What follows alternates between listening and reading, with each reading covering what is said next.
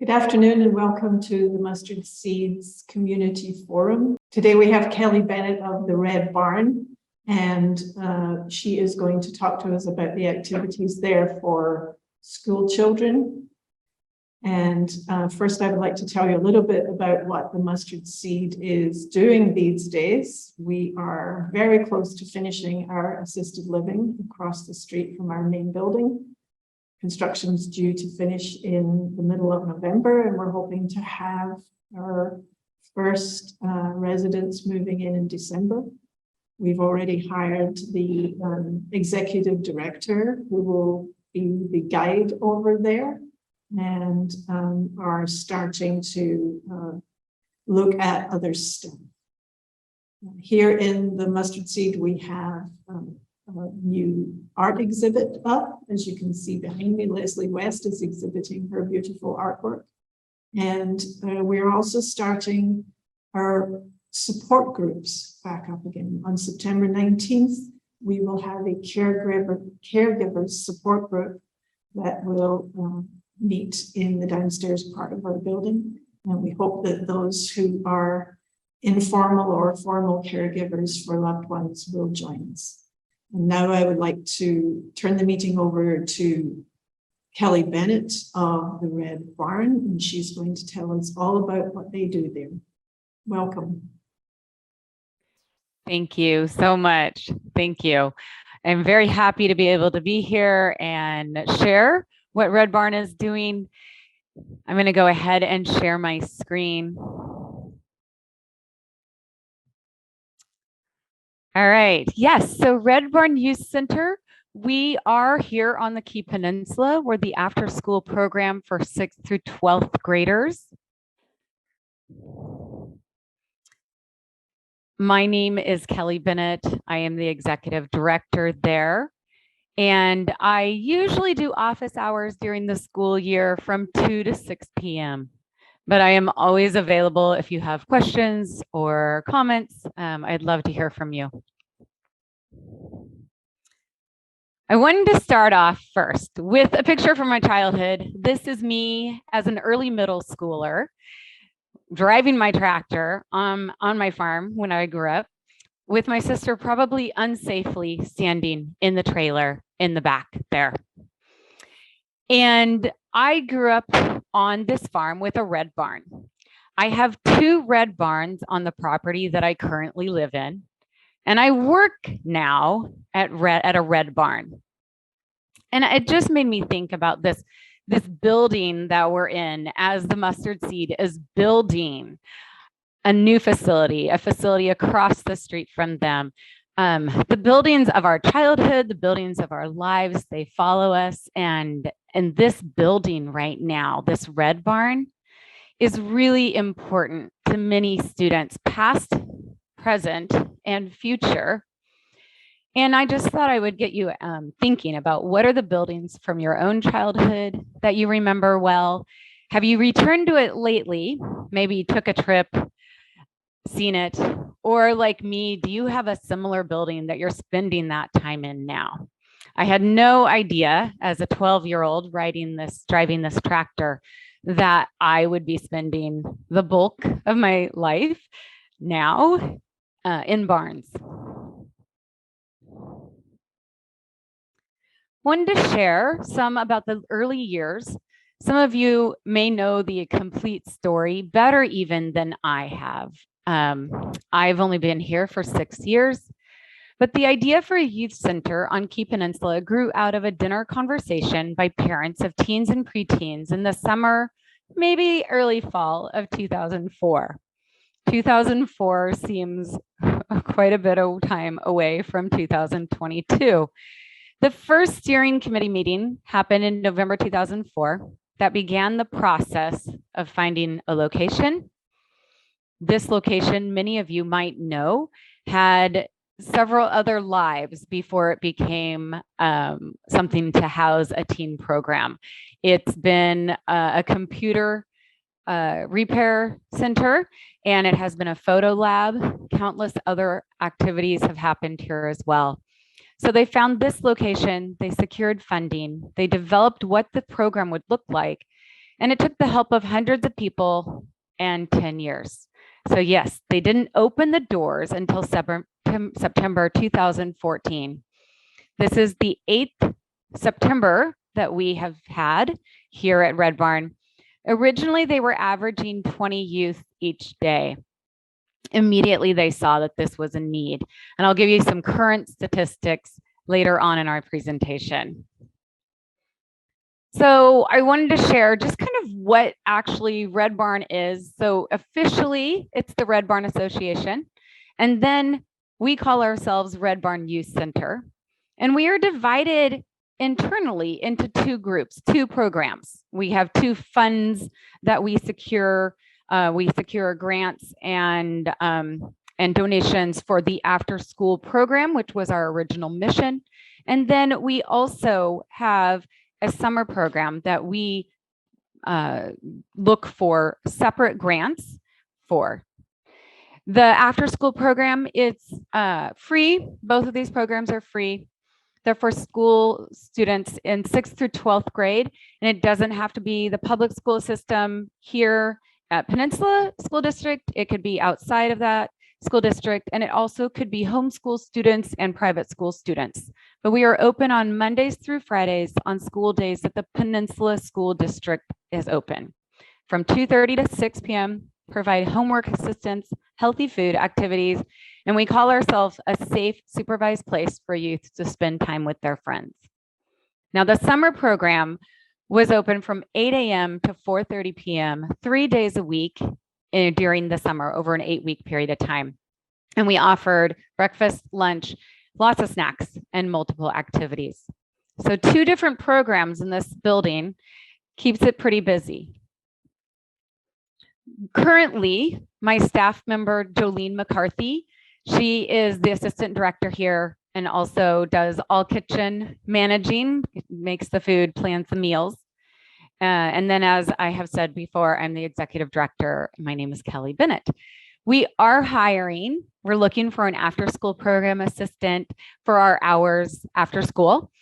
And really, really are looking for someone energetic, wants to be outside, rain or shine, maybe playing basketball, maybe kicking a soccer ball, or who can be inside with the students as well. So that's our top priority right now. So our after school program schedule, this is a daily breakdown. And I wanted to show you some photos as well, because you need to see some of these great middle school and high school kids that attend this youth center here. We have the youth arrive starting at 2:30, that's for the high school. And then the middle school bus comes from KPMS and the middle school arrive at 3.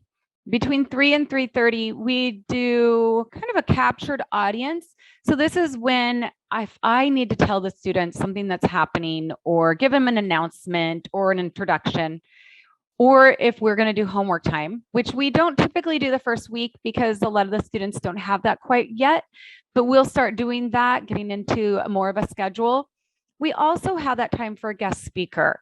And this is where I would love you as community members to think about what are some things, what are some experiences maybe that you could share with my students. And I would love to have you be able to share your passion or interest with them. Please reach out to me either in the comments or later on. I would just really enjoy being able to share. One of the photos here is of a community health worker that came and talked to the students. We have had local musicians. We have had our local pediatrician. So just a great way to share with the students what are things that they can be interested in, what are potential careers even. At 3:30, we serve a meal. Jolene does a fabulous job. And then from 3:30 to 6, it's free time activities. And I spelled that wrong. I'm so sorry. Anyways, so free time activities, and they're able to just do art projects. We also have the Pierce County librarians come in and provide art projects, activities twice a month. Sometimes they bring their virtual reality goggles, and that's a really great time as well. I wanted to share some photos just some activities that we've done. We do celebrate every child's birthday. They get to choose the celebration treat that day, whether they want to just have pizza or whether they want to actually have a homemade cake made. They are pretty creative when it comes to their birthday treats, and we're happy to be able to celebrate them. So again, as I was saying, we provide homework help, food, games, crafts, and activities. We had 34 youth attend our 8-week summer program this summer, and it was great to have them here. Really had a lot of fun. We averaged about 9 a day, which is quite a bit of an increase from previous years. Just under 2,000 youth have attended Red Barn this year. Those are duplicate numbers. So we don't, so we count meals served. So you could see that as 2,000 meals have been served from January through August. Pre-pandemic, we averaged about 4,000 meals served in a year. So we're gradually getting back up to those numbers. We had 78 youth attend the last year's student program, and that could be anywhere from 15 attend in one day, or we could have 25 in a day. So we have never had 78 youth attend at one time, but there is that potential. And we never know until they finish walking in the doors each afternoon. We've had 5 days of this school year, and we have already supported 22 youth. We're very excited about that. Happy to see some of our previous attenders and their families, and excited for the new ones that have also attended. Just an example of some more pictures. We do have a garden in the back, and that is ran by a separate garden group. We do encourage them, and we would love to have volunteers for that. That is a separate garden group. It's Red Barn Garden, and I can get you connected with them if that is something that you're interested in. But we are very thankful for the community members that have helped us. We've had Two Waters Arts Alliance, again, the Pierce County Library, and other organizations that have just really jumped in to support us and provide activities for our youth.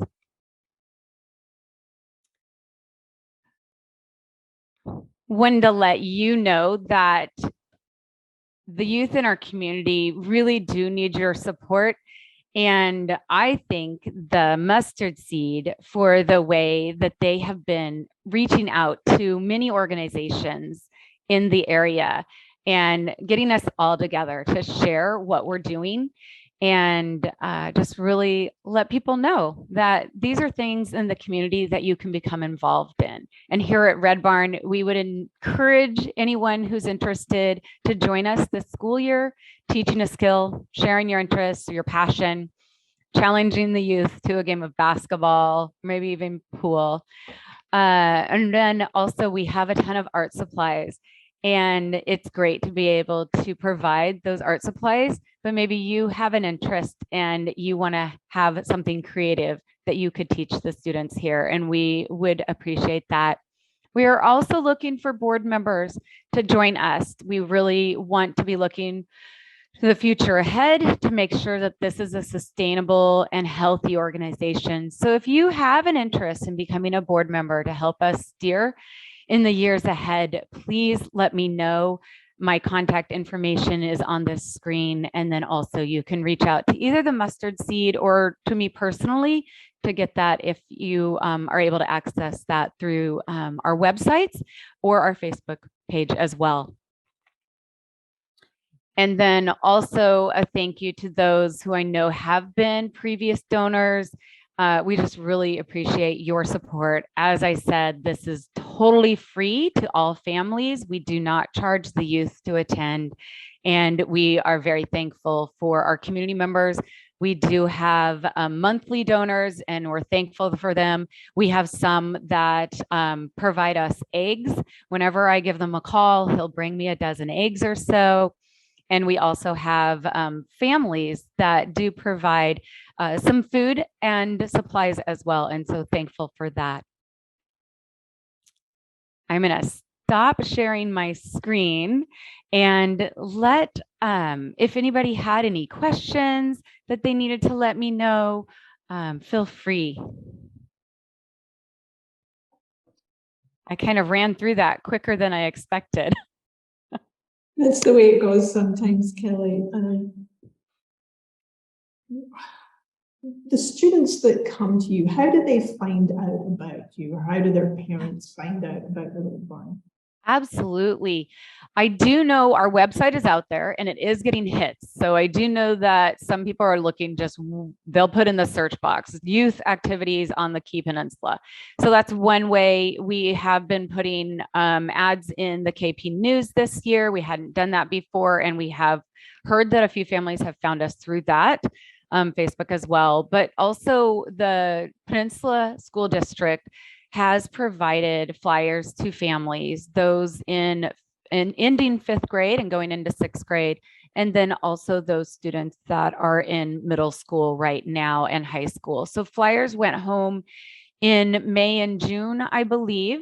And that has been a great way to provide information. The school district has previously and has continued to be very supportive of our involvement and our activity here in the community. They provide that bus from the school district. We're considered a Key Peninsula School District, a Peninsula School District bus stop, and that's really helpful.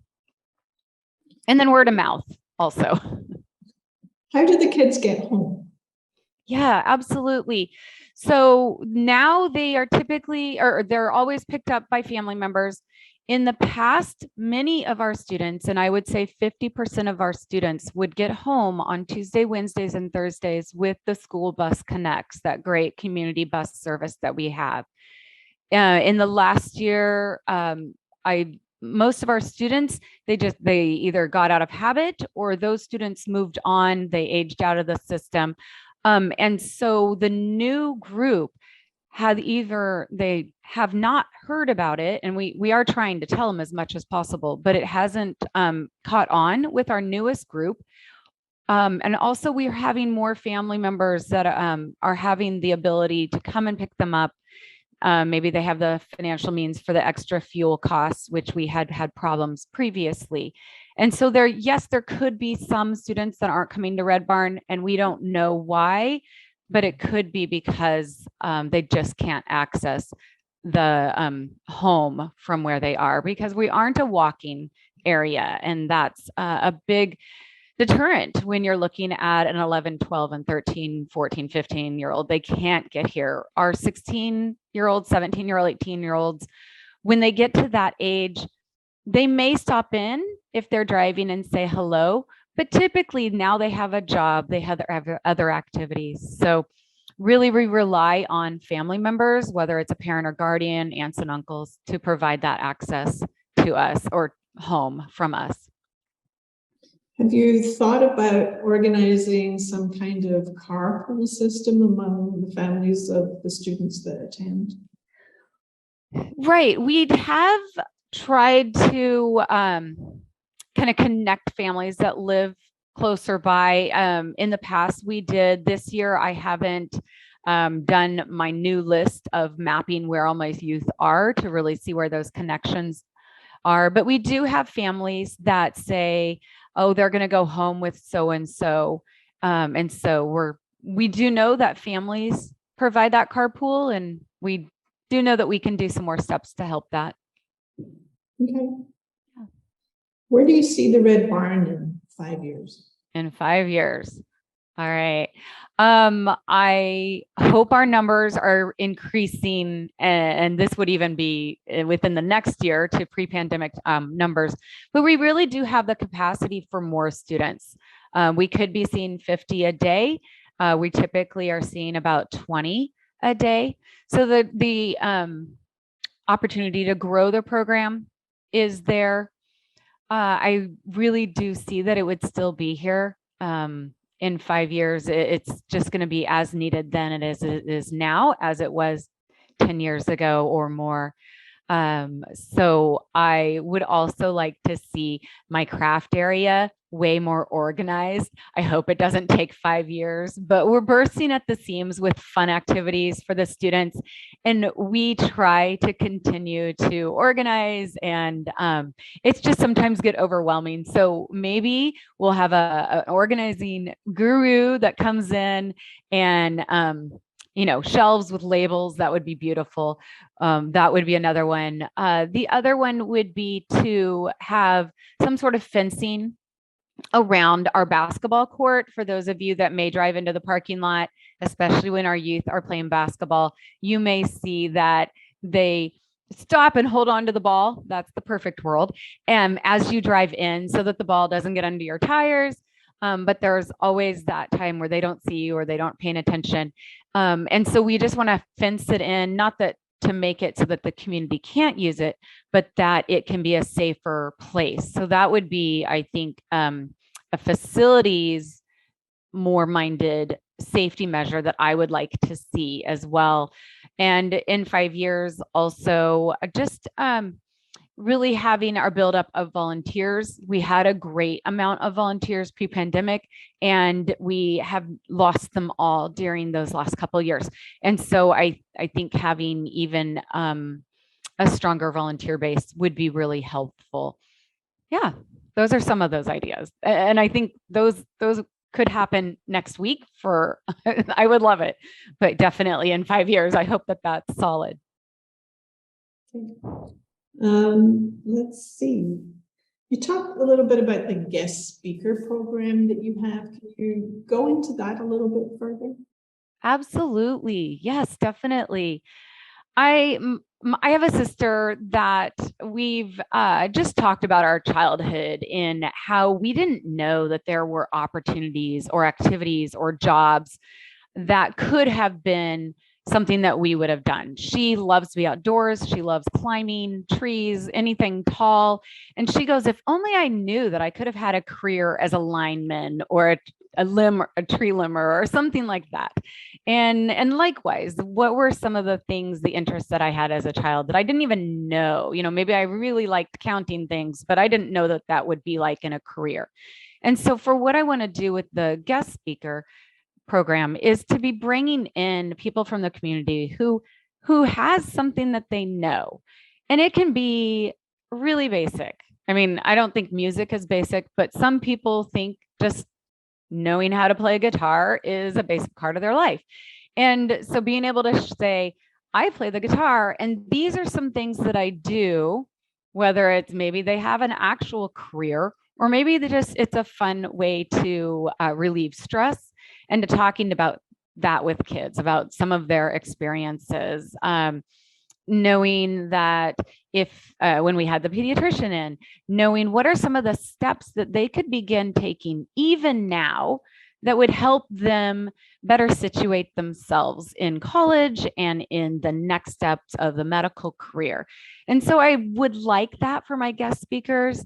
We don't know as youth, and even as an adult, we don't know about somebody's amazing life history or the steps that they took to where they are now, unless we invite them to share. And so I want to be able to invite community members in. And for me, it's also a great way to invite community members who may have not been inside this building yet to see what we do here. And that's just a really great way. I know that we have talked at the Mustard Seed about collecting stories from our elders in a more organized way and recording them either on video or just audio. And so I can foresee maybe once we have people living in our assisted living, maybe somebody's had what we consider an interesting life, even if they don't. Maybe we could invite them to come down there and talk to your students. Oh, that would be so great.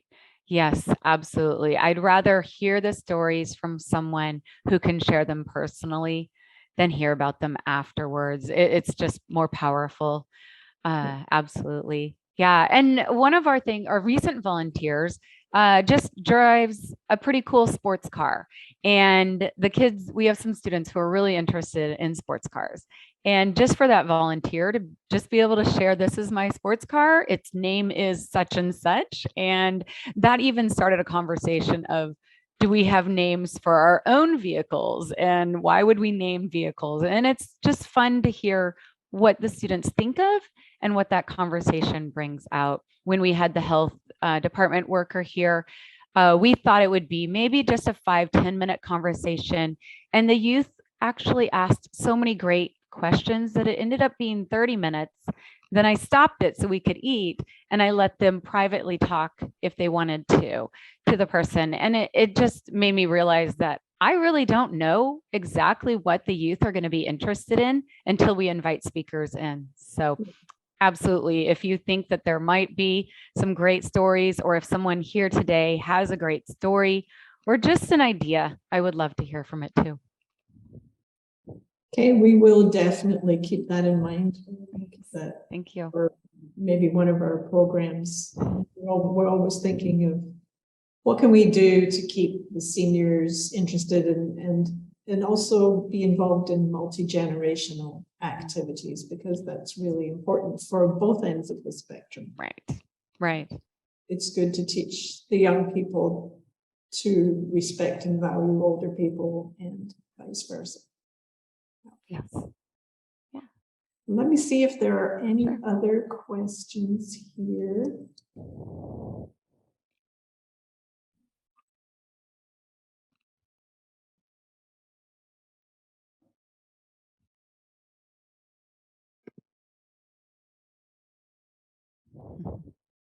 Hi, Kelly. Hello, Julie. We have one question from Facebook asking about donations. Are you able to accept art supply donations? Yes, absolutely. We would love to. We have just so many creative kids, and it would be great to be able to just provide them with more items. Definitely, it could be donated during the times that we're, oh, sorry, I'm dealing with a fly that's flying around. It can be donated during the times that we are open from 2 to 6. One of us is usually here from 2 to 6. We always have 2 staff when the students are here though. And then we also are available if they either email me or call me. I can set up a time that I can accept donations. We also have a bin outside, a red bin outside our double doors. And when the gate is open, they're more than welcome to drive in, especially, I mean, it's art supply, so it wouldn't be a perishable, but that's a great location if they would like to drop that off, and we welcome any type. Yeah. Great, thank you. That's all of the questions on Facebook for now. Okay. Well, Kelly, can you tell us a little bit more about your involvement with the kids provider group that got started in this last year? The one that's meeting at Mustard Seed? Yes. Yeah, definitely. Absolutely. So in January, a group decided, or of us, we're really looking like what is happening with kid focused activities or interests on the Key Peninsula. And that could be anywhere from after school care, like myself, or it could be even food related needs, health needs, and then also childcare needs for younger students. And so many of the organizations that are child focused with resources and help were asked to come to the table, as long as and as well as other organizations that maybe not directly child focused, like Children's Home Society or myself, but are on the fringes that are huge supports and help supports our systems. And so those organizations and definitely communities and schools and the food backpacks for kids, or also some of the other ones, Eastside Baby Corner, and just a great amount of people to come together, to sit around the table, and to realize that sometimes we're duplicating efforts. And if we could sit around the table and hear what we're doing, then we can be stronger. We can use all of our resources to help each other instead of duplicating in our own little corners. And so it's been really beautiful to be able to sit around the table, hear what's been happening. And when a need happens, that group has been able to jump and really help support. So that's been a great thing. One of the things that has come out of that, even, and it's been happened in the past, but it's one of those things that you do and you don't know you need to do it again until someone talks about it. So one of the things was the clothing drive, the successful clothing drive that has been happening the last couple of years that the Food Backpacks for Kids, communities and schools has been doing.